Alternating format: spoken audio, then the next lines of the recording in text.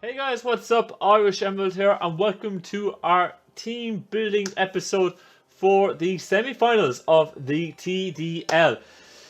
This time, it's not going to be an easy task for us. Of course, playoffs, none of these battles are going to be easy, but particularly this one, where we are up against the reigning and defending Season 1 champions, which are the Huddersfield Heracross, coached by Oliver, and he does have a scary team. We have faced this team before, and he didn't manage to pick up the win against us. And to be honest, look, his team, I don't have answers for one particular Pokemon on this team, which you can see above me now. And that particular Pokemon would be his first round pick in Mega Medicham. I have no answer for it. There's just... So Mega Medicham, it's insane. But other than that, he's got Heatran, which is his Z-Captain, Scolipede, Slowbro, Tangrowth, Fortress, Tyrantrum, Zygarde 10%, Crawdaunt, and Alolan Ninetales. So, it's a good team.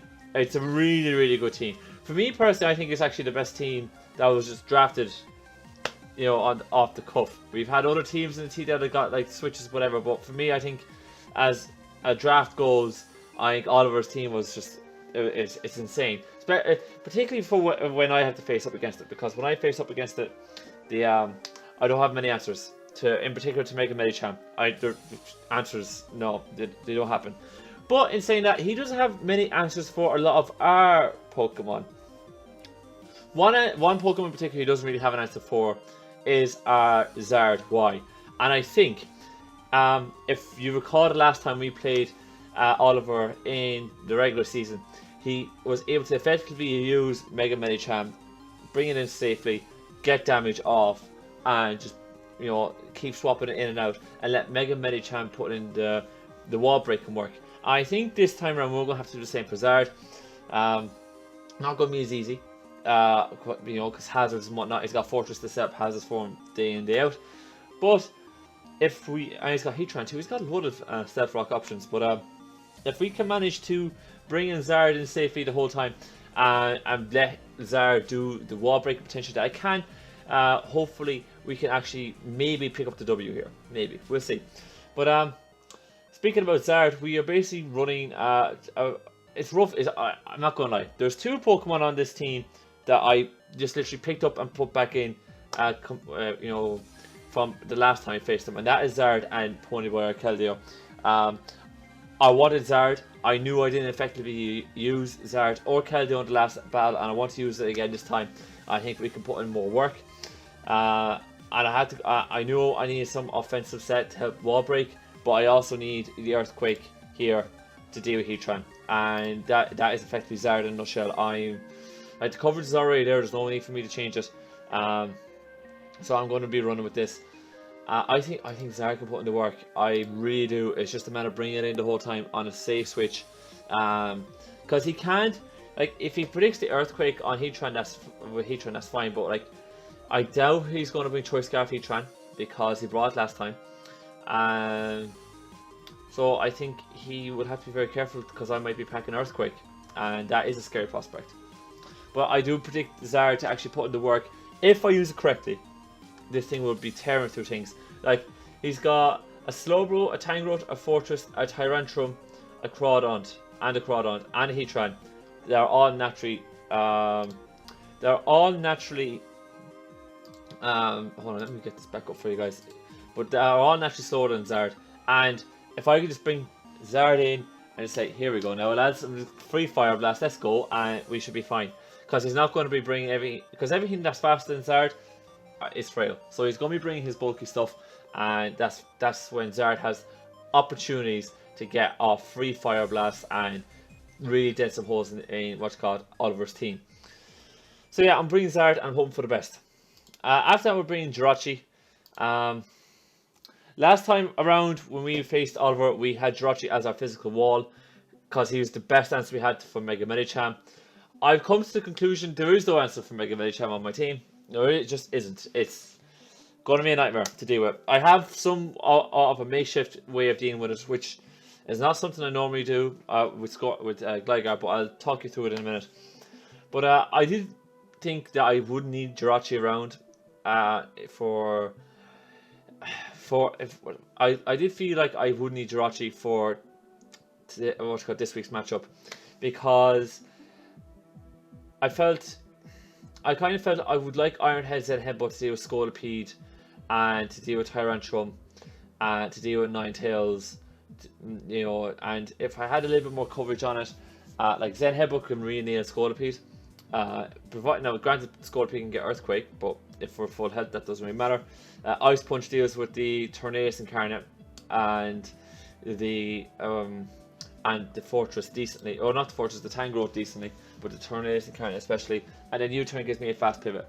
So I kind of figured, you know, I have enough coverage here with Jirachi, and with the Choice Scarf, I get plenty of opportunity to be able to kind of use it against other Pokemon that would outspeed me, and I can put a little bit more pressure, and I get a fast U-turner there too. So I actually figured, let's bring the Choice Scarf this week.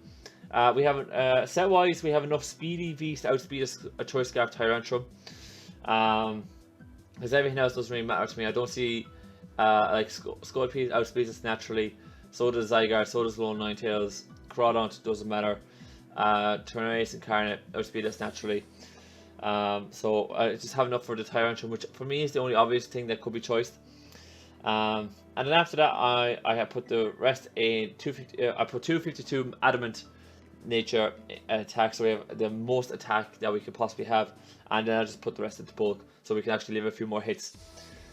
We could potentially live a hit off the Mega Medicham and go for the Iron Head. If we're at full health, we can 1v1 the Mega Medicham, but never if we're not. If we're not at full health, then we're not doing it, because it's just we're relying on the Hacks Gods then, and that's I don't like that. I don't like that.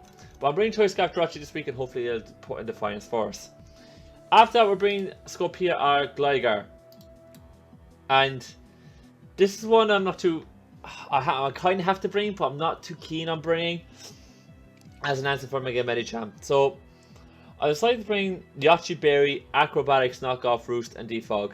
252 HP, 12 in attack, 244 in defense. The 12 in attack is to allow Acrobatics to have the potential to OHKO. Now it's a small chance, but it's there, which I'm very happy about, because it means that when later on in the game he'll have to either wish up, which he doesn't actually have a way of wishing, but he'll have to use Drain Punch or something with Mega Medicham to get health back up, and with Predator knocking around, I can just get I can kill him off with the Ruskin damage later on, which would be nice, or I can have Pony Boy fish him off, which would be faster, as well as Predator. So I have a couple of nice options there. So I figured, you know, having that chance with the Acrobatics would be awesome. We'll bring Knockoff then, you know, because last time around, like the items on his Tangrowth and such were a nuisance. There's no doubt about it, they were a nuisance. They were just a nightmare to deal with. Roost then to get some health back, and I'm bringing Defog because I know he'll bring hazards, and he'll have hazard support. But so therefore, and he'll have like Rapid Spin or whatever on the Fortress, so he'll be able to get rid of his hazards. But it's not the case where I feel like over the last couple of times we battled, I felt like I could force the opposition to go for Defog, and that would be our hazard control, just by the way the team makeup was. But I know I can't get away with that against Oliver. I have to bring my own hazard support, so I'm bringing Defog this week. Wish I had U-Turn, wish I had Earthquake, but I'm bringing Defog because I need it. And Acrobatics knock off them for the obvious reasons like that I just mentioned, and Roost for health. And that's it. That's the reason why we're bringing the Yachiberry to kind of cut the incoming Ice Punch in half. Hopefully it'll work. Not too sure about it, but hopefully it'll work. It's touch and go how this one's going to work. I'm never fond of using berries because for me they are you can never guarantee how good they're going to be, but you know, but I'm going to give it a go this week. I'm going to give it a go, particularly because Tangrowth might be HP Ice Beam might be on the slow bro, so it gives Gligar that look, you have one hit to get me, and I can live one hit and I can sponge it and we'll be fine, kind of thing. So let's hope for the best. Let's hope for the best. After I decided to bring Fabled or Florges, standard. I wouldn't say standard, but it's a standard set for what we've been using it for. We'll bring the Cleric set with Toxic Moonblast, which protect, max attack, max physical, max HP, max physical defense, 4 and a special attack. We can 1v1 Mega Medicham from full health, which I'm liking. I think it's the same as Scolipede, I'm not too sure. Well, we can we can leave a hit off it, but we can't 1v1 it. I was thinking of dropping Protect for Psychic, but I think Wish Protect would be a lot nicer, so I'm going to go for that, because it gives me a chance to actually just protect against the Mega Medicham and scout what he wants to do. So I'm all for that, by the way. I'm totally all for that. And then, of course, Moonblast for stab damage. Toxic allows us to 1v1 the likes of the Tangrowth and the Slowbro, which can be insanely bulky and not much fun to deal with. And then, you know, Wish Clerical support, so we can't fault that. And then EV wise, it's just that our special defense was so big. I decided to bring the max physical defensive set because he's got Heatran, Slowbro, Tangrowth, and a little Ninetales that are basically his and Tornadus Incarnate to a degree. They are basically his kind of special attackers. I felt like he hasn't got any kind of special wall breakers, so why should I have to put much bulk in special defense where clearly a lot of his main threats are physical? So I decided that we'd bring the fully physically defensive floor just to allow it to sponge the physical hits a bit better and be able to kind of just get Toxics off and be a nice bit of a Cleric support for us, because I think we definitely missed that last time we faced Oliver, so it'd be very nice to get that again this time around when we do face him. But that's Fabled. Yeah, I think Fable will put in a bit of work for us here. The problem is with what we've picked so far, or the team makeup, is that he's got an answer to every Pokemon that we bring in, and it will mean that we are going to have to play at the top of our game, and it's something I'm petrified about, but it's going to be good fun. But he does have answers to Fabled here, with the Scolipede and the Heatran being clearly one of them. Fortress can kind of come in and freeze set up hazards and gyro balls and such on us. But other than that, we should be fine. We should be good to go. After that, I'm bringing Predator, my Garchomp, with the Focus Sash. Some of you guys may have seen me use this set before on my Monotype live streams, and I actually do think it's a great set. It's a really nice way to set up rocks early. It allows you to live a hit of a certain Pokemon that you know that can wreck you. Like we can live a hit off the loaded Ninetales and just click Fire Blast and wreck its life. We can do the same for Fortress. We can do the same for the Tyrantrum if it's Scarfed. We can do the same for the Zygarde as well, provided there's no hazards on our side of the field. So being able to be able to come and take a hit and just hit something really hard is really nice. It also kind of gives us another option to deal with Mega Medicham, which I'm very happy about. If it means that we can come in and take a nice punch, get Ruskin damage off in the Mega Medicham, and we wreck its life with an Earthquake, then I'm all game. I'm 100% all game for it. So yeah, I'm bringing Garchomp this week. It's also going to be more likely it's going to be my lead, depending on what team is going to be bringing, and I'm going to be setting up my Stealth Rocks turn 1, and hopefully that will do the trick for us. I'm hopeful anyways. I'm very hopeful. But yeah, that's our Predator, and the great thing about Predator is that with the Focus Sash, if it doesn't pop, we can wish back. We can wish past, head back on the Predator, where we get back up to full HP, and the Focus Sash can potentially pop again. So we definitely got to watch out for that. And what you call it? Predator deals with a lot of his Pokemon. It deals with Tangrowth decently, Fortress, Tyrantrum. Heatran. Having another way to deal with Heatrans is awesome. Just being able to come in on Heatran and just say, yeah, we'll eat this Flash Cannon or whatever, and I can go Wish on Fable, and comes incoming Heatran, and I can bring in Predator or the Gligar, and I could be able to 1v1 the Heatran nicely. So I'm liking it. I think the Predator can put in a bit of work if we're smart with it. Last but not least, I decided to go Ponyboy or Keldeo. The reason why I decided to do this is because I figure, and as I said, it's one of the two Pokemon that I'm pretty much just bringing along again. But I am bringing Scald this time rather than Surf, because even though I know I will miss out on a few potential KOs, I think I think in the last time I was being optimistic. I wanted to be able to set up sub, set up 2 calm minds and have fun. I think this time around I'm going to have to use Pony Boy a lot more. I'm going to have to bring in Pony Boy when I know I can force a switch. Go for my substitute, get a Scald off or get a calm mind off, and really lay it into somebody, because he's not going to go into he's going to go into Tangrowth, Slowbro, all that kind of good stuff every time Keldeo comes in. But if I can get a sub off and a calm mind and just get the you know, maybe get a couple of shots off, you know, that would make my life a whole lot more easier. I just gotta be more willing to bring it in, I think, because it does put in work. Like, it does put in work. Like, we can sub on Heatran, sub on the we can sub on the, not on the Slowbro, but on the Fortress.